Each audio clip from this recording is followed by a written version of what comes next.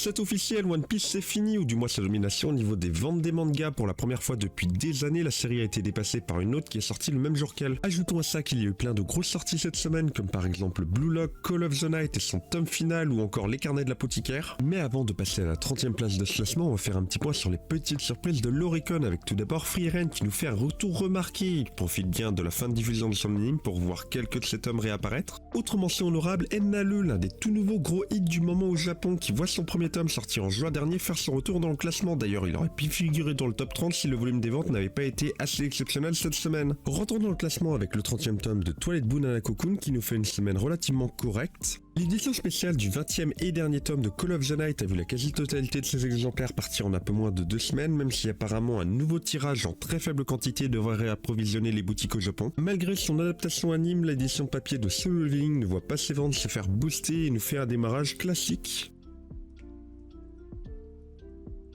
Le 10e tome de Skype & Loafer nous signe le meilleur démarrage de la série avec plus de 30 000 exemplaires vendus en seulement 2 jours si on lui ajoute les ventes de son édition collector. Décidément, One Punch Man a cruellement besoin de sa 3e saison, son 30e opus nous a fait les pires ventes de la série depuis 2013. A l'inverse, le 3e tome de Ennalu passe le cap des 100 000 exemplaires en seulement 17 jours et devient par la même occasion le tome le plus vendu de la série à ce stade. Le 16e tome de Yuru Camp n'arrive toujours pas à rattraper son démarrage catastrophique de la semaine dernière, espérons que sa 3e saison qui sort dans les prochains jours fasse remonter ses ventes. Le 2e Uma Musume Pretty Derby Star Blossom nous signe un démarrage toujours en dessous des standards de ce que nous avait habitué à la série. L'édition simple du 20e tome de Call of the Night nous signe un excellent démarrage qui devient encore plus spectaculaire quand on lui ajoute les ventes de son édition limitée. Décidément rien ne va pour la franchise Uma Musume en ce moment puisque le 14e opus de Cindergrass est vendu nettement moins bien que son prédécesseur qui nous avait déjà fait un démarrage catastrophique pour la série. En 5e position cette semaine on retrouve le 108e tome de One Piece avec des ventes qui commencent à égaliser celles de son prédécesseur même si ça en fait toujours l'un des moins bien vendus de la série. Pour rappel, la semaine dernière il a eu fait les pires ventes depuis que le Top Oricon existe. Juste au-dessus on retrouve le 13e numéro de Spikes Family qui se paye le luxe de battre One Piece en étant sorti le même jour même si ses ventes restent là encore bien en dessous des standards de la série. A l'inverse, le 20e tome de Valkyrie Apocalypse nous fait un démarrage en hausse. Le 18e opus des Carnets de l'Apothicaire Enquête à la cour prend déjà la 2e place de ce classement. On voit tout de suite l'effet de l'anime qui s'est terminé récemment. Surtout qu'il prend assez largement la première place de ce classement si on ajoute les ventes de son édition limitée.